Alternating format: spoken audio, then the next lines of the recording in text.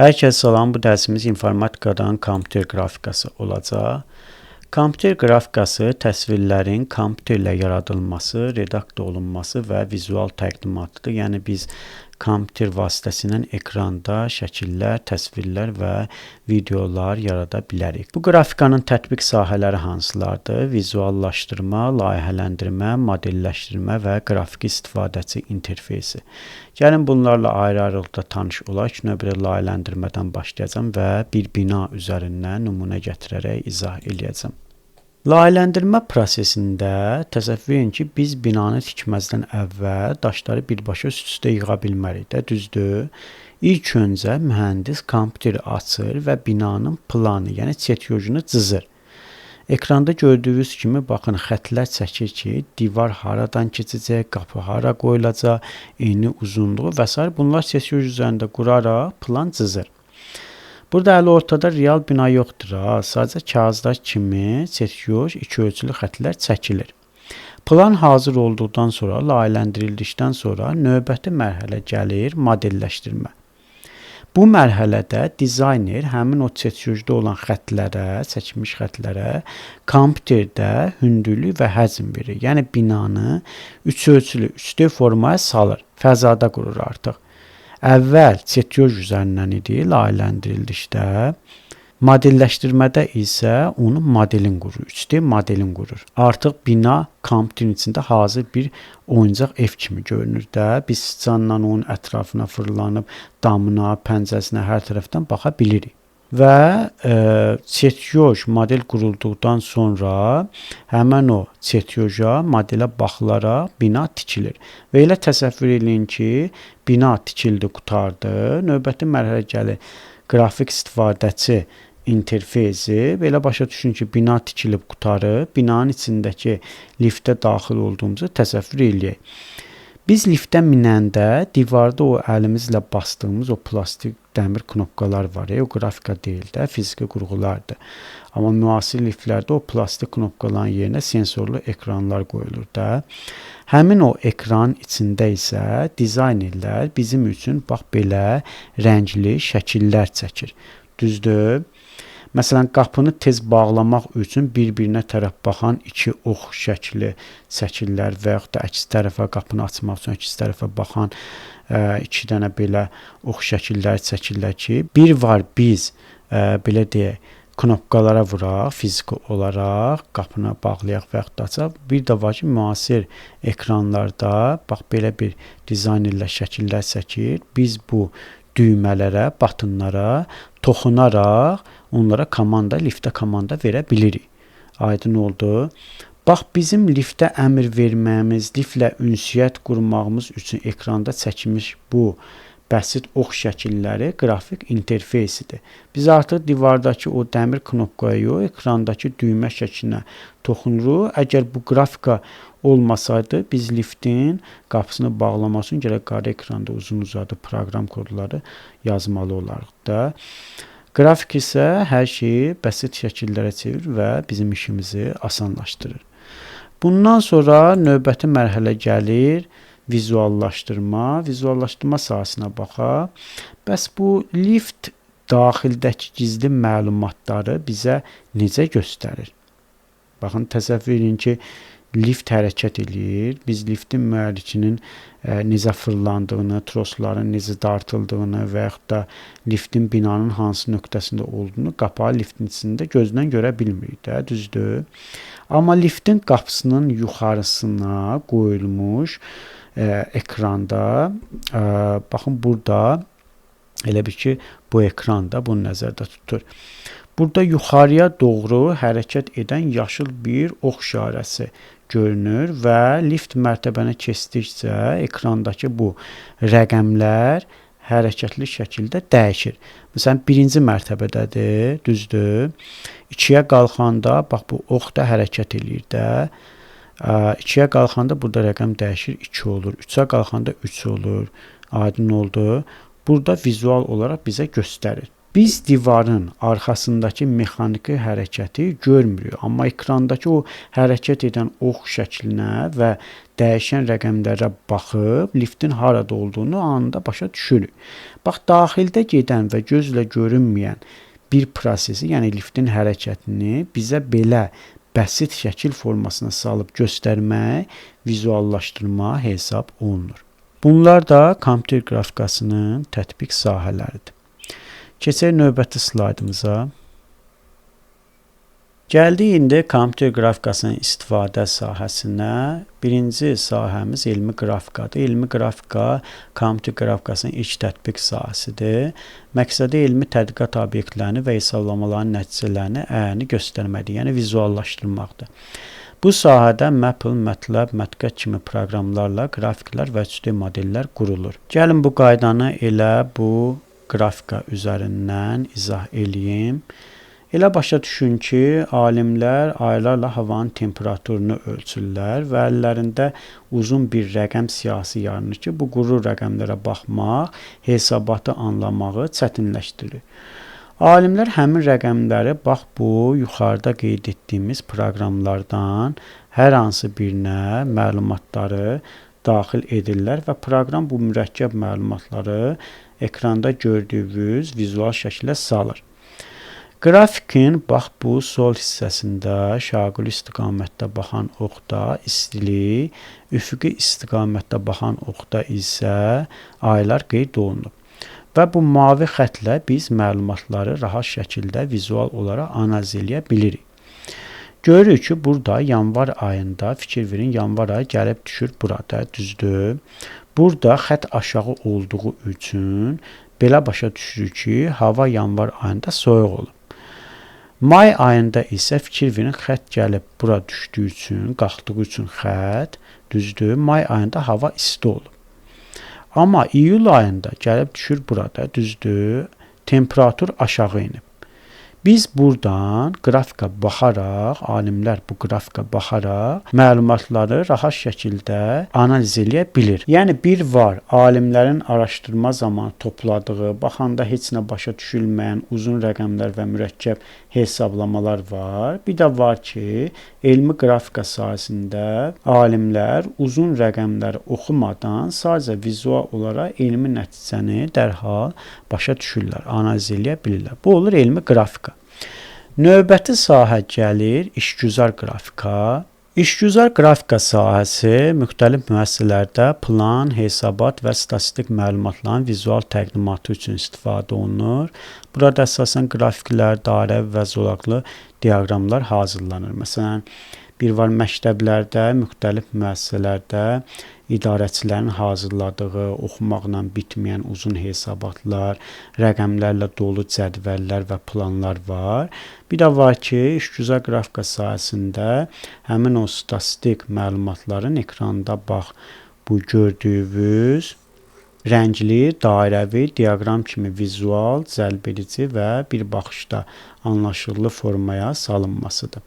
Yəni, indi bu qaydanı elə şəkildə gördüyünüz fənlər üzrə yaxşı qiymət alan şagirdlər adlı dairəvi diaqram nümunəsi üzərinə addım-addım başa düşək. Təsəvvür edin ki, məktəb rəhbərliyi yaxşı qiymət alanları rəqəmlərlə dolu uzun bir siyahı şəklində yazsaydı, bunu başa düşmək çox vaxt aparırdı. Amma lakin işgüzar qrafika bu məlumatları hər fənn üçün ayrı rəngdə olan dilimlərə bölərək vizuallaşdırır. Bax, bu belə dilimlərə bölərək bunu vizual şəklə salır. Buradan biz məlumatları rahat şəkildə analiz edə bilirik. Məsələn, baxırıq burada diaqrama, görürük ki, Azərbaycan dili fənnindən 15 şagird yaxşı qiymət alır. Digər dilimlərə nisbətən ən yüksək səviyyədədir. Baxırıq buradan mavi dilimə, riyaziyyat fənnindən 10 nəfər şagird yaxşı qiymət alıb. Bu həm ingilis dili fənnindən yaxşı qiymət alanların sayına nisbətən yüksəkdir, həm də tarix fənnindən. Amma burada ən aşağı səviyyədə olan tarix fənnidir ki, burada 7 şagird yaxşı qiymət alıb, yaxşı nəticə göstərib. Bax, belə diaqrama baxaraq məlumatları rahat şəkildə işgüzar qrafika sahəsində analiz edə bilirik. Bütöv halda da bu diaqrama baxmaqla 4 fənn üzrə sinfin ümumi mənzərəsini və dərslərə olan marağın nisbətini qavramış oluruq, analiz etmiş oluruq. Bu statistikanın vizual təqdimatıdır. Çünki işgüzar qrafika sahəsində biz heç bir mətn və yaxud da cədvəli araşdırmadan sadəcə dilimlərin rənginə və ölçüsünə baxmaqla hesabatın nəticəsini saniyələr içində tam dərk etmiş oluruq. Növbəti istifadə sahəsi gəlir konstruktor qrafikası. Konstruktor qrafikası avtomatlaşdırılmış layihələndirmə, yəni CAD sistemlərində qurğuların texniki sxemlərini hazırlama və konstruksiya dəyişikliklərini analiz etmək üçün istifadə olunur. Bu sahədə proqramlarla 2D və 3D görüntülər qurulur. Məsələn, bir var müəssisələrdə, zavodlarda və yaxud da mühəndislik ofislərində mühəndislərin keçmişdə o kağız üzərində xəttkeşlə çəkdiyi, cizdiyi o çertyoş ki var, onlardan istifadə olunsun, kağız üzərində qurulsun. Bir də var ki, CAD sistemlərindən istifadə edərək həmən o qurğuların kompüterdə həm 2 ölçülü, həm də 3D modelləri qurulub analiz olunsun. Baxın, burada bir mühəndis tutam ki, bir detal hazırlamaq istəyirsə, onun ilk növbədə CAD sistemlərində, hər hansı bir proqramda belə deyə onun çertyojunu çəkir, 2 ölçülü versiyasını yaradır və o çertyoja baxaraq detalın harasında deşik olduğunu, onun enini və hündürlüyünü millimetrinə qədər dəqiq ölçülərlə dərhal görürlər və sonra onun belə deyək 3D modelini bax bu formada CAD sistemlərindən istifadə edərək yaradırlar. Yəni konstruktor qrafikası sahəsində mühəndislər mürəkkəb mühəndislik məlumatlarını vizual və real bir model şəklində dərhal başa düşərək, analiz edərək, həmin o modelə uyğun olaraq, çertyoja uyğun olaraq belə deyək, real detalı yaratmış olurlar. Növbəti gəlir, deməli, obrazların tanınması. Hazırda kompüterlər vasitəsilə obrazların tanınmasına müxtəlif sahələrdə rast gəlinir. Məsələn, axtarışda olan şəxslərin müəyyən edilməsi sistemləri, aero və kosmik fotoların analizi, çeşidləmə mexanizmləri, şəklinə əsasən insanların kimliyinin təyin edilməsi və s. nümunə göstərmək olar. Təsəvvür elə ki, dostunla küçədə gəzirsən və o, uzaqdan gələn birini sənə göstərib deyir ki, bu kimdir? Sən baxırsan o adamın boyuna, buxununa, yerişinə, üz cizgilərinə, bunlara diqqət edib yadına salırsan ki, hə, bu tutalım ki, Əlidir. Bax, həmən proses obrazların tanınması texnologiyasında da baş verir. Yəni, obrazların tanınması texnologiyası da eyni ilə bu prosesi kompüterə etdirir. Sən telefonunu əlinə alıb üzünə tutanda kamera sənin üzünü skan eləyir. Bax, şəkildə gördüyünüz bu ağ cizgilər var, nöqtələr var. Telefon bax eləcə sənin gözünün, burnunun yerini riyazi olaraq ölçür, biometrik xüsusiyyətləri götürür. Sonra yaddaşındakı şəkillə müqayisə eləyir. Əgər həmən şəkillə uyğun deyilsə, sistemə daxil eləmir. Uyğundursa, kilidi açır, sistemə daxil eləyir. Bu da obrazların tanınması texnologiyasıdır. Keçək növbəti mərhələyə. Virtual reallıq. Virtual reallıq insanın özünü realda olmayan mühitdə, məsələn, kosmosda, döyüş meydanında və s. hiss etməsini təmin edən texnologiyadır. Əsasən mürəkkəb və riskli sahələrdə, məsələn, kosmik uçuşlar, hərbi təlimlər və tibbi simulyasiyalar üçün istifadə olunur. Yəqin ki, çoxumuz ticarət mərkəzlərində və yaxud da dostlarınızda o böyük virtual real eynəklərini görüb də, hətta taxaraq onları müxtəlif oyunlarda oynamısınız. Bax, virtual reallıq elə bir belə deyək, sehirli texnologiyadır ki, siz əslində evdə və yaxud da otaqda oturduğunuz halda özünüzü tamamilə fərqli və real olmayan bir mühitdə hiss edirsiniz. Lakin belə deyək, bu texnologiya təbii ki, təkcə əyləncə və oyunlar üçün yaradılmayıb da, virtual reallıq real həyatda icrası çox çətin, mürəkkəb və ən əsası təhlükəli olan sahələrdə insanların da köməyinə çatır. Məsələn, kosmonavtlar kosmosa uçmazdan əvvəl virtual reallıq vasitəsilə kosmik gəminin idarə olunmasını öyrənir. Əsgərlər və yaxud da hərbi pilotlar real təyyarələri və yaxud da özlərini təhlükəyə atmadan virtual döyüş meydanlarında təlim keçirlər. Eyni zamanda həkimlər də məsələn real xəstələr üzərində səhv etməmək üçün ilk mürəkkəb və riskli cərrahiyyə əməliyyatlarını məhz bu cür virtual tibbi simulyasiyalarda sınaqdan keçirərək təcrübə qazanırlar. Bax, bütün bunlar kompüter qrafikasının istifadə sahələri hesab olunur. Keçək növbəti slaydımıza. İndi isə gəldik raster qrafikasının xüsusiyyətlərinə. Biz növbəti slaydlarımızda kompüter qrafikasının növlərini keçəndə raster qrafikası ilə ətraflı tanış olacaq. Amma bu slaydımızda bu qrafikanın xüsusiyyətləri ilə tanış olacaq. Əvvəlki dərsimizdə qrafik informasiyanın kodlaşdırılmasını keçəndə biz raster qrafikası ilə qısa olaraq tanış olmuşduq. Demişdik ki, bu təsvirlərdə həmən bu təsvirlər piksellərdən və yaxud da nöqtələrdən ibarət olur. Baxın, burada 3 dənə təsvir göstərmişəm. Fikir verin, bu kvadrat damalar piksellər sayılır da və bu təsvirlərdə X hərfini təsvir eləmişəm.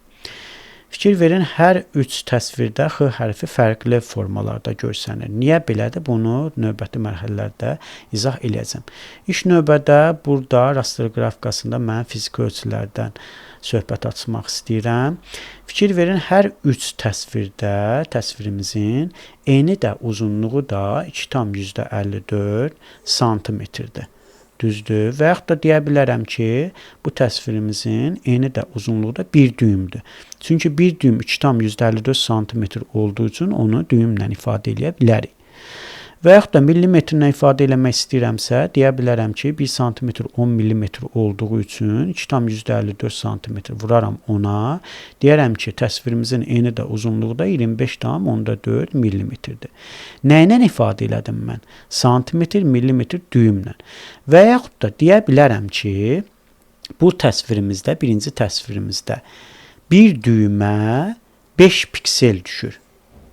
Piksel per inçdir bu. Aydın oldu, bir düymə düşən piksellərin sayıdır. İkinci təsvirimizdə bir düymə 10 piksel düşür. Üçüncü təsvirimizdə isə bir düymə 20 piksel düşür. Aydın oldu. Baxın, qrafiki təsvirlərin fiziki ölçüsü dedikdə məhz bu nəzərdə tutulur. Sonra gəlir kadr buferi. Kadr buferi nədir? Biz bilirik ki, hər bir şəklimiz rənglərdən, piksellərdən və nöqtələrdən ibarətdir. Monitorumuzda da təsvirlər piksellərdən ibarət olduğu üçün monitorumuzda, yəni ekranımızda həmən bu piksellər işıqlanır və biz onları, o təsvirləri görə bilirik.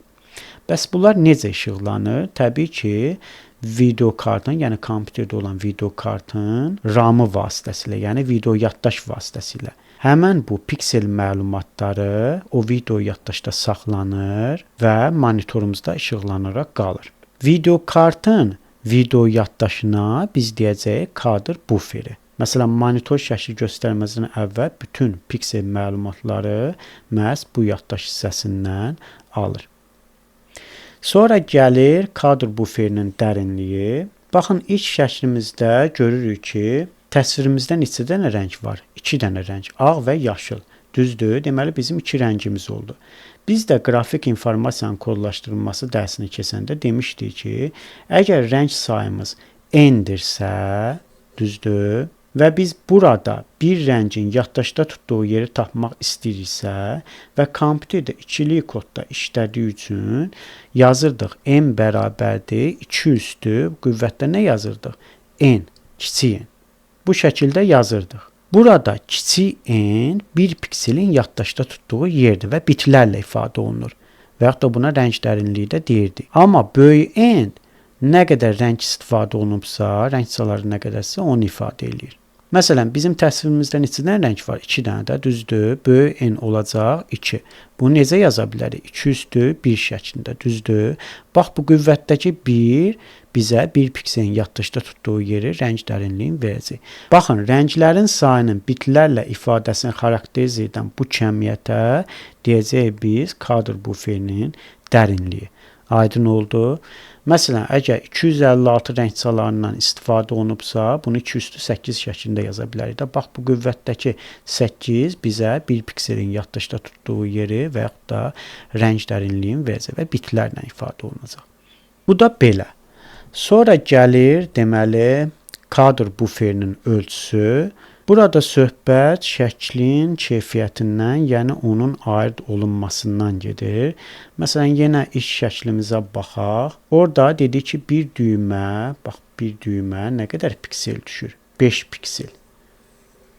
Bu piksel per inç deməkdir. Yəni, bir düymə düşən piksellərin sayı. İkinci şəklimizdə bir düymə nə qədər düşür? 10 piksel. Üçüncü şəklimizdə isə bir düymə 20 piksel düşür.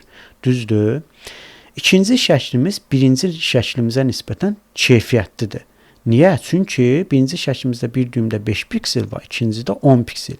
Piksellərin sayı artdıqca şəklin keyfiyyəti də dəyişir, keyfiyyəti artır. Şəkil daha detallı olur. Aydın oldu. Baxın, üçüncü şəklimizdə X hərfi daha detallı, keyfiyyətli düşür. Niyə? Çünki birinci və ikinci şəkillərə nisbətən burada bir düymə düşən piksellərin sayı 20 pikseldir. Yəni, birinci və ikinci şəklimizə nisbətən baxdıqda daha yaxşı ayırd etmiş oluruq. Buna biz kadr buferinin ölçüsü yaxud ayırd etmə deyəcəyik. Biz ayırd etməni təkcə piksellərlə ölçmürük. Sadəcə monitorda və ekranda təsvirlər piksellərdən ibarət olduğu üçün biz burada ayırd etməni piksellə götürürük. Məsələn, qurğuda, misal üçün printerdə piksellər ölçülmür, xətlərlə ölçülür. İndi onun növbəti slaydlarımızda ətraflı izah eləyəcəm. Keçək növbəti slaydımızda ayırd etmələrlə ətraflı tanış olaq. 3 ayırd etmədən burada danışacağım. Birincisi ekran təsvirinin ayırd etməsi, ikincisi printer təsvirinin ayırd etməsi, üçüncüsü isə orijinal təsvirin ayırd etməsi. Ekran təsvirinin ayırd etməsi dedikdə, dedik ki, təsvirimiz əgər monitordadırsa, ekrandadırsa, o piksellərdən təşkil olunur. Baxın, yaxınlaşdırıram ekranımızı, fikir verin. Təsvirimiz balaca nöqtələrdən, piksellərdən təşkil olunur. Onda bu təsvirimizin ayırd etməsi piksel per inç olacaq. Yəni, bir düymə düşən piksellərin sayı ilə ölçüləcək. Və dedik ki, piksellərin sayı nə qədər çox olarsa, təsvirimiz daha keyfiyyətli şəkildə ayırd olunmuş olacaq. Növbəti isə gəlir printer təsvirinin ayırd etməsi. Elə başa düşün ki, baxın, monitorumuzda olan bu təsviri çapa göndərmək istəyirik. Göndərdik çapa, printer onu nə edir? Həmən o təsviri xətlər vasitəsilə ayırd edir. Xətlərə bölür onu. Təsvirimizi xətlərə bölünür. Və təsvirimizdə olan o piksellər müəyyən xəttin üzərinə düşür.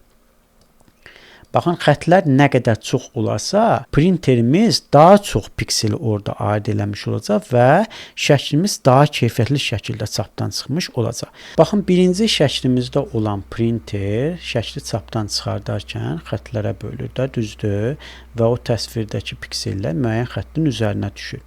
İkinci şəklimizdə də həmən proses gedir. Amma fərq burasındadır ki, İkinci şəklimizdə çapdan çıxanda şəkil printer daxili mexanizm sayəsində daha çox xətlərə böldüyü üçün şəkil daha keyfiyyətli çapdan çıxmış olacaq. Yəni, buradan belə bir qənaətə gəlirik ki, nə qədər ki, xətlərin sayı çox oldu, onda printer daha çox pikseli ayırd etmiş olacaq və daha keyfiyyətli şəkil çapdan çıxmış olacaq. Dedik ki, monitorumuzda piksellərin sayı nə qədər çox oldusa, şəkil daha keyfiyyətli ayırd olunmuş olacaq. Amma printerdə isə nə qədər xəttin sayı çox olarsa, onda şəkli printer daha yaxşı ayırd etmiş olacaq. Və printerdə dedik ki, şəkil, təsvir line per inch ilə ölçülür. Yəni, bir düymə düşən xətlərin sayı ilə. Deməli, monitorumuzda olan o təsviri biz çapa göndərdik və printer öz daxili mexanizmi vasitəsilə onu xətlərə böldü, ayırd elədi, çapdan çıxartdı. Artıq o çapdan çıxmış, əlimizə aldığımız o təsvir, şəkil olur orijinal təsvir. Orijinal təsvirin ayırd etməsində isə həmin o əlimizə aldığımız təsvir ki yoxdur, o nöqtələrdən təşkil olunub da.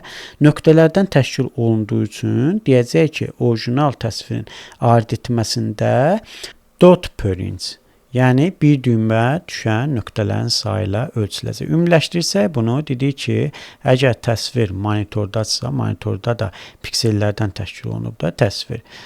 Onun belə deyək, ölçüsü olacaq piksel per inch, yəni bir düymə düşən piksellərin sayı ilə ölçüləcək. Əgər təsvir printerdədirsə, onda printer xətlərlə ayırd elədiyi üçün olacaq line per inch, yəni bir düymə düşən xətlərin sayı ilə ayırd olunacaq, ölçüləcək. Və çapdan çıxmış o şəkil ki var, əlimizə aldığımız şəkil orijinal təsvirdir, real təsvirdir. Onda olacaq orijinal təsvir nöqtələrdən təşkil olunduğu üçün dot per inch, yəni bir düymə düşən nöqtələrin sayı ilə ölçüləcək. Bu da belə. Keçək növbəti slaydımıza.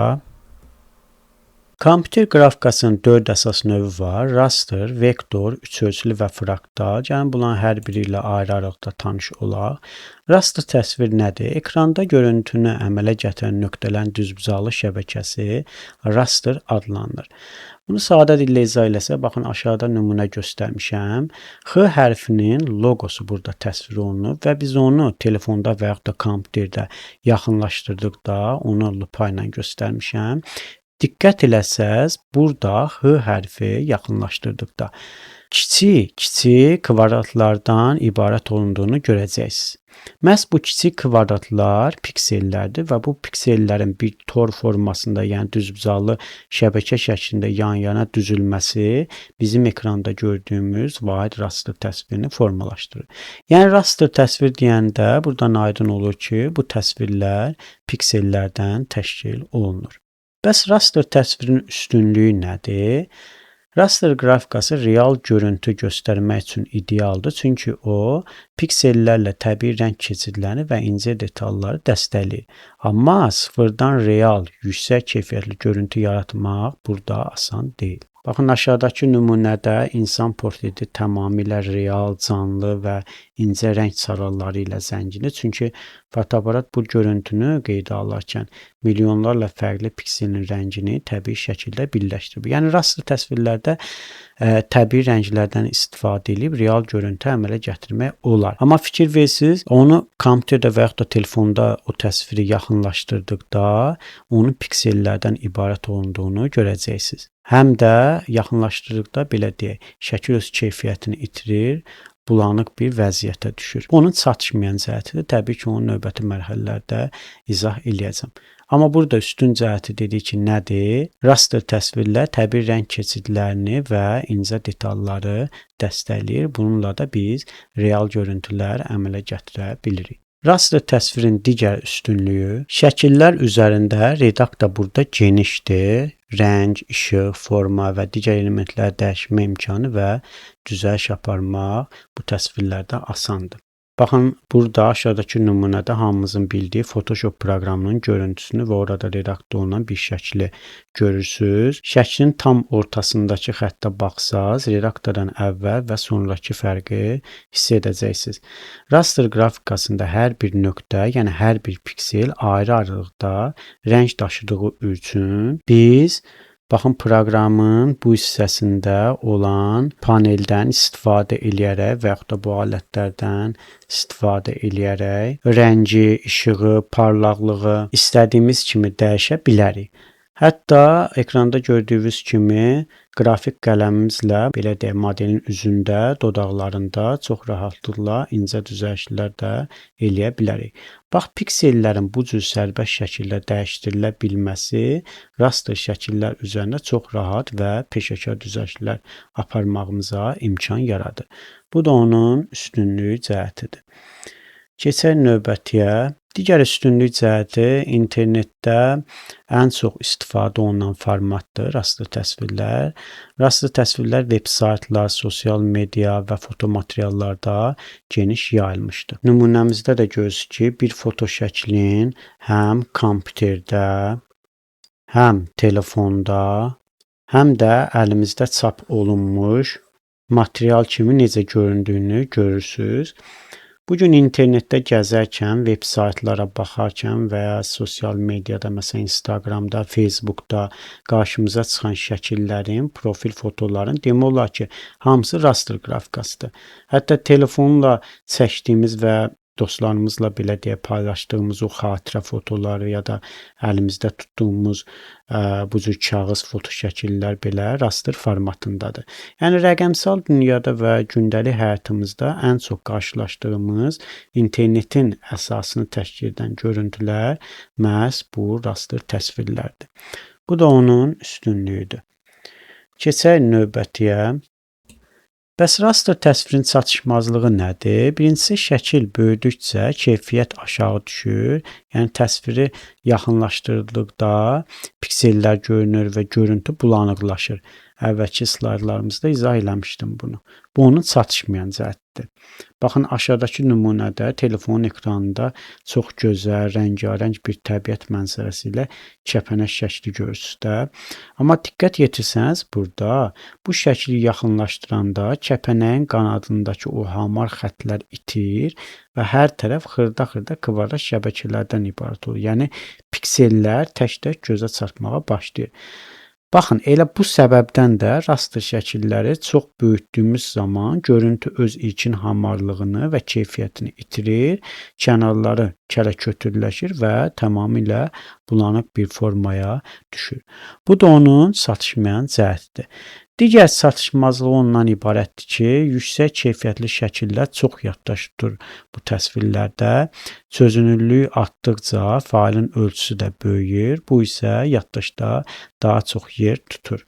Baxın, aşağıdakı nümunəmizdə eyni ev şəklinin 3 fərqli keyfiyyətdə və fərqli rəng dərinliyində variantını görürsüz. Sol tərəfdəki ilk şəkil 24 bit rəng dərinliyinə malikdir və burada tam 16 milyondan çox rəng çaları var. Şəkil çox canlı və real görünür, amma dediyimiz kimi piksellərin sayı və rəng keyfiyyəti bu qədər yüksək olanda şəklin yaddaşda tutduğu yer də çox böyük olur. Ortadakı şəklə baxsaz, o 8 bitdir və cəmi 256 rəngdən ibarətdir. Sağ tərəfdəki sonuncu şəkil isə 4 bitdir. Yəni orada cəmi 16 dənə rəng çaları var.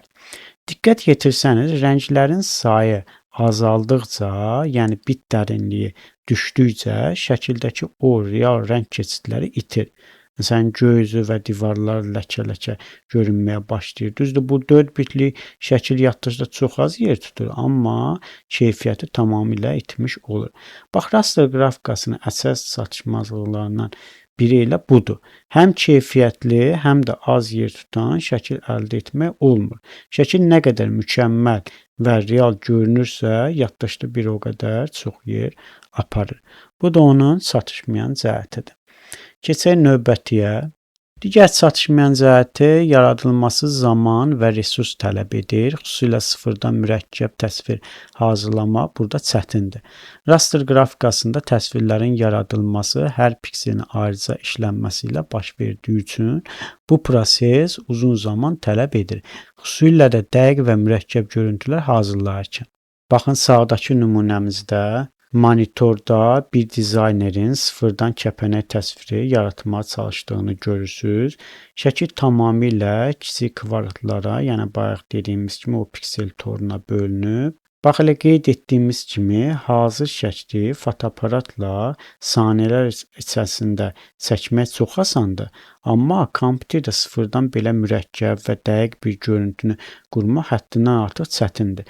Çünki şəkil bütöv bir xəttlə yox, minlərlə pikselin tək-tək fərqli rənglərlə boyanması ilə əmələ gəlir. Yəni sən tutam ki, bir kəpənək şəkli çəkmək istəsən, oturub burada kompüterdə piksel-piksel işləməlisən. Hər bir piksel üzrə işləməlisən, onları rəngləməlisən. Bu raster təsvirlərdə bu şəkildə yaradılır. Hər bir nöqtəyə ayrıca vaxt ayırmalı olduğumuz üçün bu təsvirdə bu proses dizaynerdən təbii ki, çox böyük vaxt, səbir və kompüter gücü tələb edir. Bu da raster təsvirin çatışmayan cəhətidir. Keçək növbəti slaydımıza. İndi isə gəlir vektor təsvir. Vektor təsvirin minimal obyekti xətt hesab olunur. Rasterda piksel idi, burada isə xəttlərdən ibarətdir. Hər bir xəttin öz tənliyi var vektor təsvirlərdə. Vektor qrafikada təsvirlər düz xəttlərdən, qövslərdən, çevrələrdən, ellipslərdən, düzbucaqlardan, eyni və müxtəlif rəngli obrazlardan qurulur. Bunlar da primitivlər adlandırırıq. Baxın, yenə də sadə dildə başa düşməyimiz üçün aşağıda nümunə göstərmişəm. Yenə də X loqosunu burada təsvir eləmişəm və elə başa düşün ki, biz onu, bu təsviri kompüterdə və yaxud da telefonda yaxınlaşdırsaq, orada hər hansı bir keyfiyyət içkisi olmur, bulanıqlaşmır. Çünki piksellərdən təşkil olunmayıb, xəttlərdən ibarətdir. Raster qrafikasında kimi heç bir piksel kvadratı kələkötürlü və yaxud da bulanıqlıq yoxdur burada. Hərfin kənarları tamamilə hamar və dümdüz qalıb. Çünki vektor qrafikasında görüntülər piksellərlə yox, riyazi tənliklərlə, xəttlər vasitəsilə kompüter tərəfindən hesablanılıb qurulur. Biz bu X hərfinin xəttlərini nə qədər yaxınlaşdırsaq da, kompüter arxadakı o riyazi düsturları hesablayır və nəticədə keyfiyyət heç bir şəkildə itmir, xəttlər həmişə belə ideal və hamar qalır. Bəs vektor təsvirin üstünlükləri nədir? Vektor təsvirlər böyüdüldükdə və ya kiçildikdə keyfiyyətini itirmir. Baxın, aşağıdakı nümunədə təsviri göstərmişəm. Lupa ilə biz onu yaxınlaşdırdıqda fikir verin, orada hər hansı bir keyfiyyət içkisi yoxdur. Bulanıqlıq yoxdur. Piksellərdən təşkil olunmayıb. Bayaq raster mövzusunda kəpənəyin qanadını yaxınlaşdı, hər tərəf piksellərdən ibarət idi, yadınızdadırsa. Amma bura baxın, bu vektor təsvirdə kəpənəyin qanadını belə deyək, yaxınlaşdırdıqda, nə qədər yaxınlaşdırırsa, yaxınlaşdıraq, kənarları dümdüz və tamamilə hamar qalır. Heç bir bulanıqlıq olmur. Vektor şəkillər istər ekranda dəfələrlə böyüdün, istərsə də lap balaca bir formaya salın, fərqi yoxdur. Şəkil öz ilkin keyfiyyətini və dəqiqliyini heç bir şəkildə itirmir. Çünki arxadakı o riyazi düsturlar xəttləri hesablayır və görüntünü hər zaman belə ideal və təmiz saxlayır. Digər üstünlük cəhəti raster təsvirlərə nisbətən çox az yer tutur.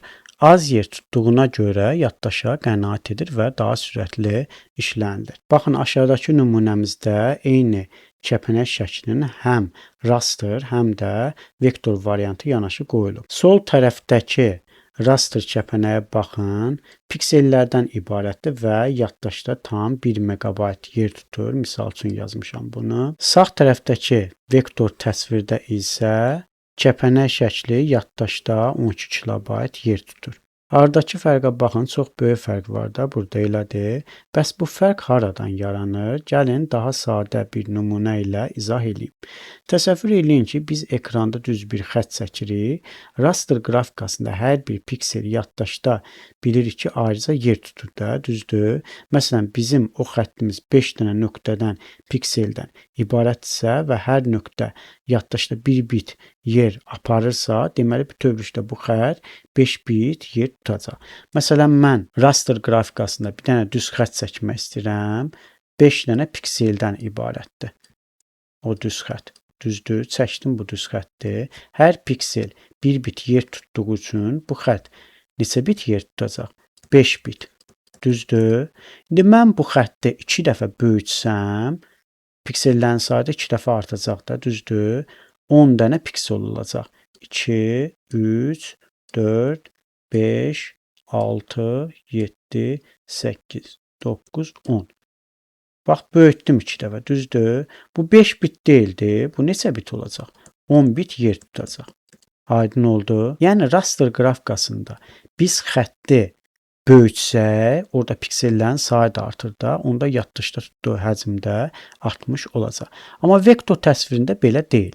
Məsələn, vektor qrafikasında mən belə bir xətt çəkdim, tutam ki, bu 5 bitdir. Mən xətti böyütsəm də, yenə də 5 bit olacaq. Aydın oldu. Vektor qrafikasında xəttlərin sayına görə yaddaşın həcmi artır. Böyük və yaxud da kiçik olmasına görə yox. Tutalım ki, mən bir dənə düzbucaqlı çəkmək istəyirəm. Düzdür. Xəttlərdən ibarətdir. xəttdə bunun bu tərəfi 5 bitdirsə, onda bu tərəfi də 5 bit olacaq. Burada bu hissəsi də vektor qrafikada. Ümumilikdə həcmi nə qədər olacaq? Xəttlərin sayına baxırıq.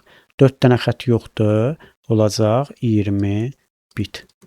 Amma raster qrafikasında bunu çəksəydik, biz bu düzbucaqlığın nə qədər böyütsək, orada piksellərin sayı da artır da, onda yaddaşın həcmi də artmış olacaq. Amma vektorda kompüter o xəttin nöqtələrini yox, sadəcə çəkilmiş düz xəttin riyazi düsturunu yadda saxlayır. Ona görə də həmin xətt istəyir lap kiçik olsun, istəyir lap böyük olsun, kompüter üçün yaddaşda tutduğu yer həmişə eyni qalır. Baxın, aşağıdakı nümunədə gördüyünüz vektor kəpənək şəklində yaddaşda cəmi 12 kilobayt yer tutmasının mahiyyəti elə budur. Vektor qrafikası yaddaşda inanılmaz dərəcədə qənaət edir və kompüterdə çox rahat, sürətli şəkildə açılıb işlənilir.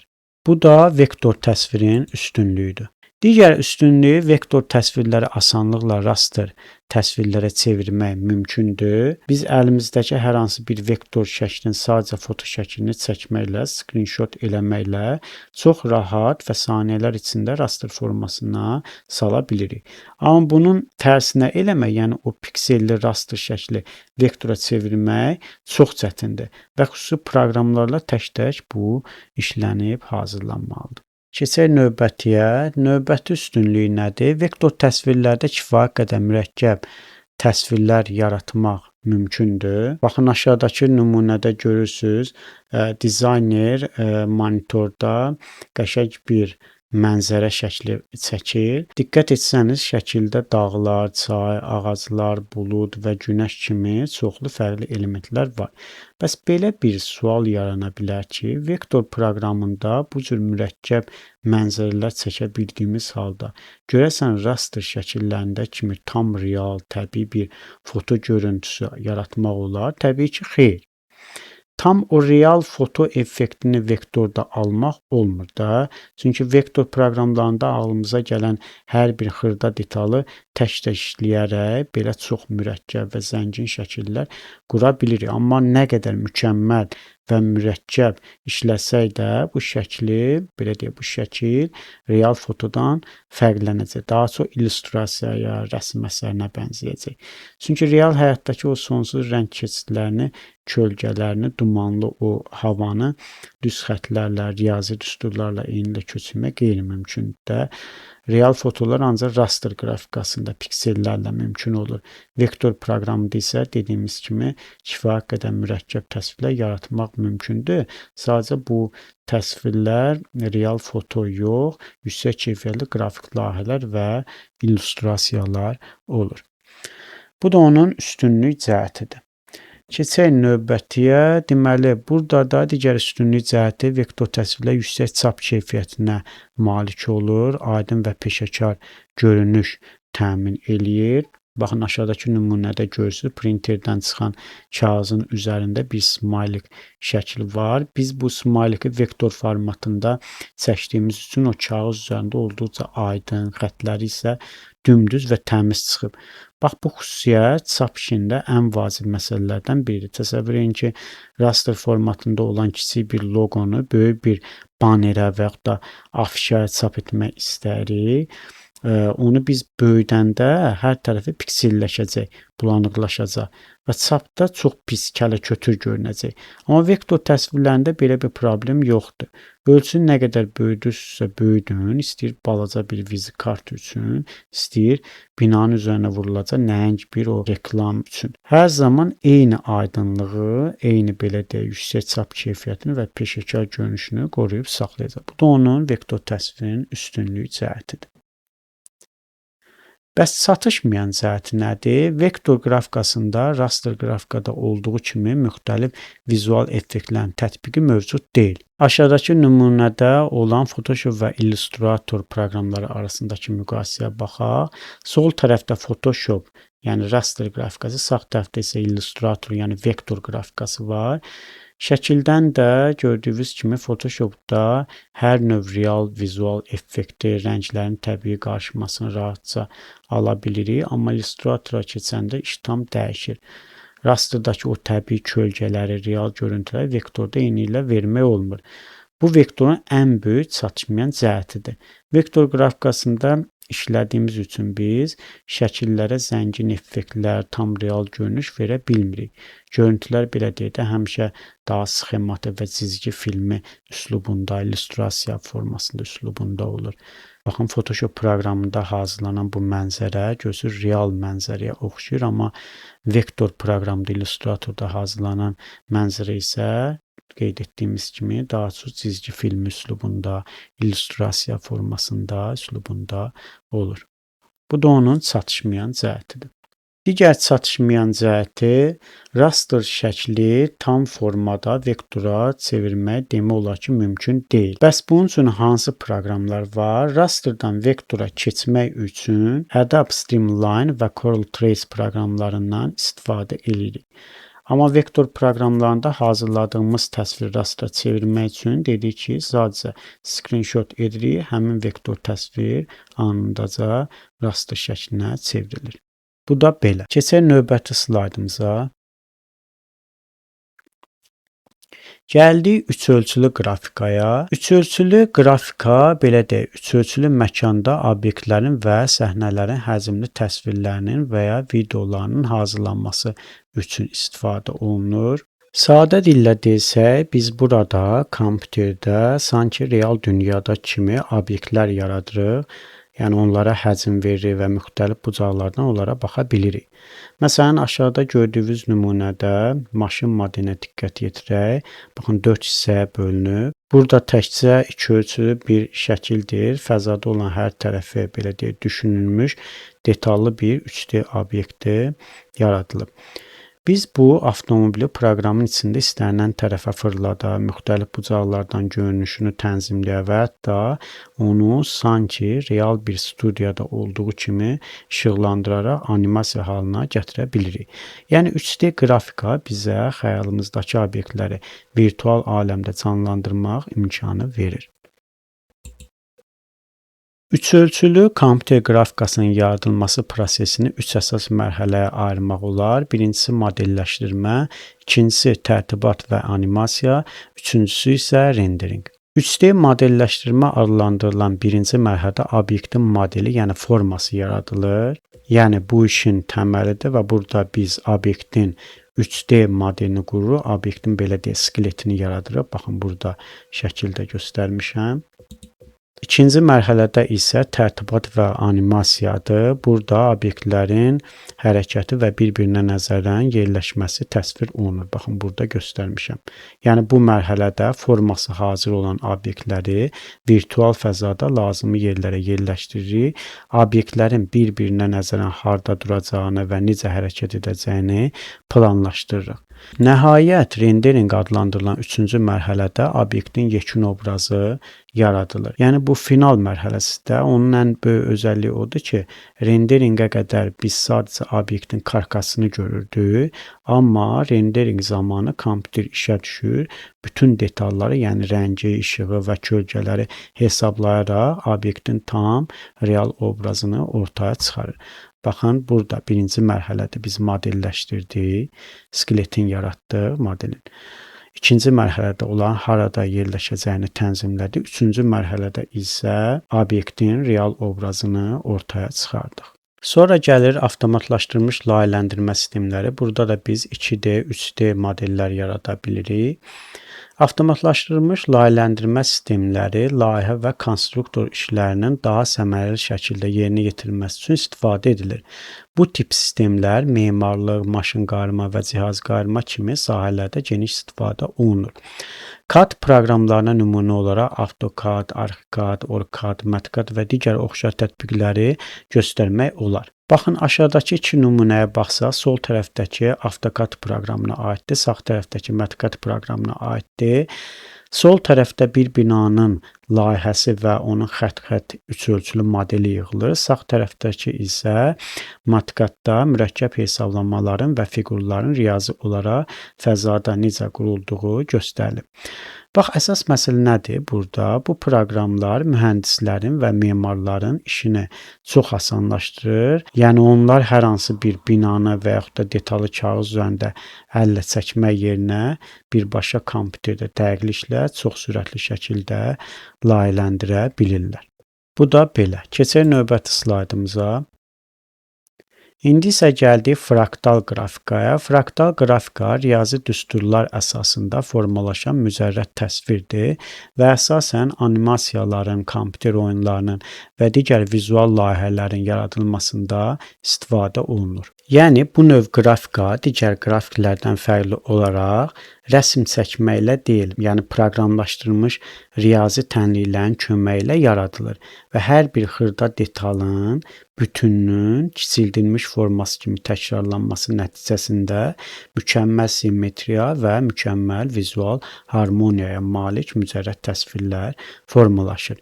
Elə məhz bu sonsuz təkrarlanma və simmetriya sayəsində animasiyalarda və kompüter oyunlarında, məsələn, meşələri, dağları, buludları və digər mürəkkəb təbii obyektləri avtomatik olaraq asanlıqla yaratmaq mümkün olur. Məsələn, bir dənə fraktal qrafika yaratmaq istəyirsə, tutam ki, bax bura bir dənə kvadrat çəkirəm.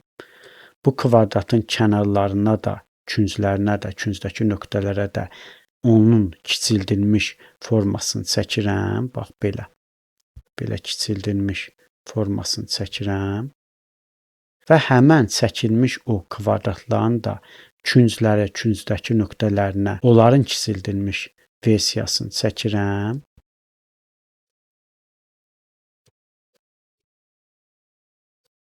Baxın, əmələ gəlmiş bu simmetrik qrafikaya biz deyəcəyik fraktal qrafika.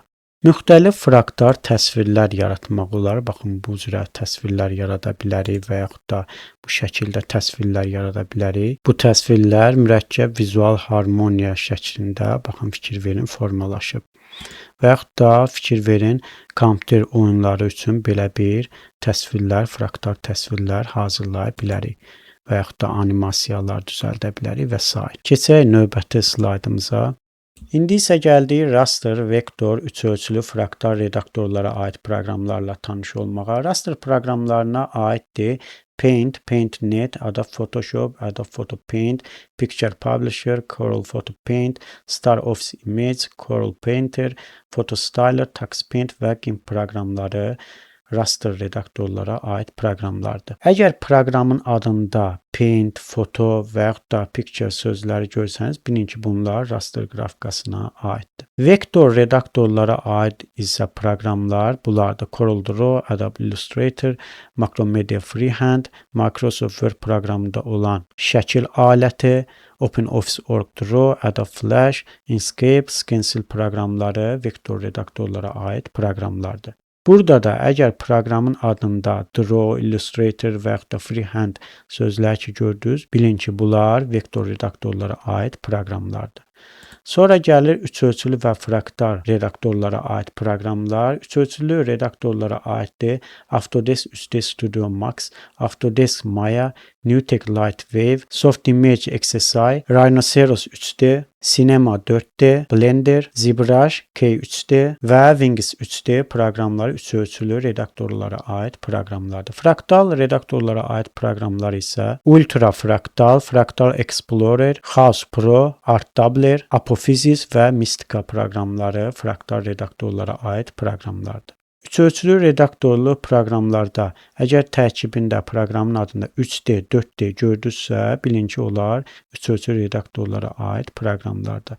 Fraktal redaktorlara aid proqramlarda isə əgər proqramın adında fraktal sözünü gördünüzsə və yaxud da art, house sözlərini gördünüzsə, bilin ki, bunlar fraktal redaktorlara aid proqramlardır. Növbəti isə gəlir raster və vektor fayl formatları. Raster fayl formatlarına aiddir JPEG, JPEG, GIF, TIFF, PSD, PCX, PNG, BEMP, J5, DIB formatları raster'a aiddir. BEMP fail formatı standart Microsoft Paint proqramında istifadə edilir və bu proqram vasitəsilə yaradılır. PCX fail formatı skan olunmuş təsvirlərdə istifadə olunur. Təsvirlər bu formatda skan olunur. PNG fail formatı arxası şəffaf, yəni fonu olmayan internet şəkillər üçün raster formatıdır. GIF fail formatı hərəkətli animasiyalı şəkillər üçün raster formatıdır. İnternetdə istifadə olunan formatlar JPEG və GIF formatlardır. Heç bir sıxılma üsulundan istifadə olunmayan formatlar isə TIFF və PSD formatlardır. PSD format həmçinin Photoshop'un formatıdır. Photoshop'da bilirik ki, raster təsvirlər yaradılır. Buna görə də bu fail formatı raster fail formatı hesab olunur. Sonra gəlir vektor fail formatları. Bunlara daxildir CDR, AI, WMF, DXF, CGM, EPS, FX7 və FX5 fail formatları vektor fail formatlarına aiddir. Burada CDR fail formatı CorelDRAW proqramına aiddir. AI fail formatı Adobe Illustrator proqramına aiddir. FX7 və FX5 fail formatları isə Macromedia Freehand proqramlarına aid vektor fail formatlarıdır. Deməli, mövzumuz informatikadan kompüter qrafikasına aid oldu. Dərsimiz bu qədər. Sağ olun.